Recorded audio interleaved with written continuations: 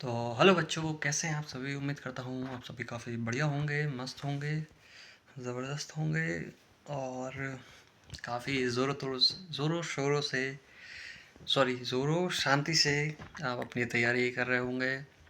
और आपका नया साल आपके लिए कितना ही इंटरेस्टिंग और मंगलमय रहा, ये थोड़ा मुझे कमेंट में ज़रूर बताएं। और तो चलिए पढ़ते हैं हम आज कुछ नया हमारी ज्योग्राफी के बारे में। तो आज मैं आपको पढ़ाने जा रहा हूँ कि नदियों के तट पर स्थित नगर, यानी कि कौन कौन सी जो हमारी सिटी है जो नदियों के किनारे बसी हुई हैं। तो इन शहरों के बच्चों पूरी एक लिस्ट है, तो मैं आपको एक एक करके ये शहरों के नाम लिखवा देता हूँ। एक पेन और कॉपी उठाइए और जल्दी से अपनी एक डायरी में लिख लीजिए। तो गंगा, जो कि हरिद्वार, सॉरी, मैं आपको पहले आपके सिटी का नाम बताऊंगा और फिर आपको वो नदी का नाम बताऊंगा, किस नदी के तट पर वो शहर बसा हुआ है। तो पहला है आपको बच्चों हरिद्वार, जो कि गंगा नदी के किनारे पर तट पर बसा हुआ है। फिर है आपका दिल्ली, जो कि यमुना नदी के तट पर है। फिर है आपका लखनऊ, जो कि गोमती नदी के तट पर है। फिर है आपका उज्जैन, जो कि क्षिप्रा नदी के तट पर है। फिर है आपका बड़ौदरा, जो कि विश्वामित्र नदी के तट पर है। फिर है आपका सूरत, जो कि तापी नदी के तट पर है। फिर है आपका अहमदाबाद, जो कि साबरमती के तट पर स्थित है। फिर है आपका ग्वालियर, जो कि आपके चंबल नदी के तट पर स्थित है। फिर है आपका अजमेर, जो कि लूनी नदी के तट पर स्थित है।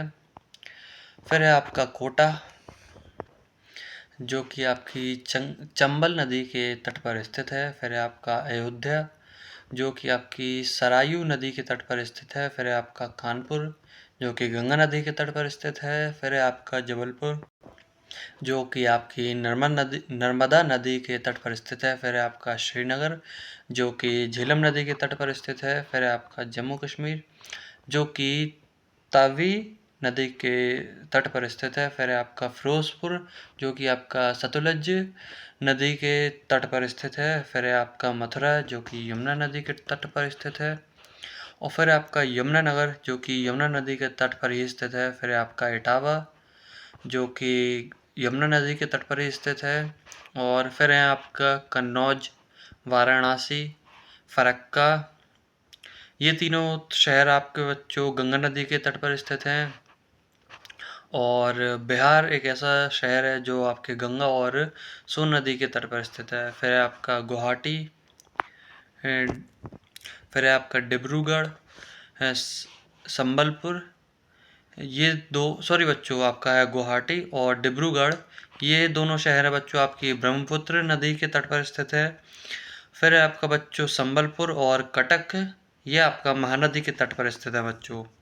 फिर है आपका जमशेदपुर, जो कि स्वर्ण रेखा नदी के तट पर स्थित है। फिर है आपका हम्पी, जो कि तुंगभद्रा नदी के तट पर स्थित है। फिर है आपका नासिक, जो कि आपकी गोदावरी नदी के तट पर स्थित है। फिर है आपका हैदराबाद, जो कि मूसी नदी के तट पर स्थित है। फिर है आपका कोलकाता, जो कि आपका हुगली नदी के तट पर स्थित है।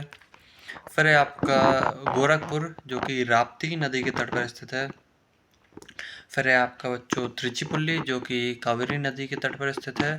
फिर है आपका राजमुंद्री, जो कि गोदावरी नदी के तट पर स्थित है बच्चों।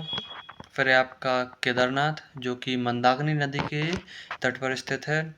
फिर है आपका बद्रीनाथ, जो कि अलकनंदा नदी के तट पर स्थित है। फिर है आपका शिमला, जो कि तुंगभद्रा नदी के तट पर स्थित है। फिर है आपका बेतवा, जो कि ओरछा नदी के तट पर स्थित है। और फिर है आपका झांसी, जो कि पहुज नदी के तट पर स्थित है। तो ये कुछ प्रमुख शहर हैं बच्चों। तो ये कुछ शहर थे बच्चों जो आपके कुछ प्रमुख नदी के तटों पर स्थित है। और ये थी बच्चों इनकी पूरी लिस्ट। और अब मैं आपको अगली वीडियो में पढ़ाऊँगा बच्चों भारत की जलवायु। तो आज के लिए बस इतना ही। आप पुराना जो सिलेबस है जो मैं आपको करा चुका हूँ उससे पर आप रिवीजन करते रहिएगा, नहीं तो आप सब कुछ भूल जाएंगे कि मैंने आपको क्या क्या पढ़ाया है। तो चलिए बच्चों, मिलते हैं आपसे फिर अगली वीडियो में। जब तक के लिए धन्यवाद, शुक्रिया, थैंक यू, हाफिज़।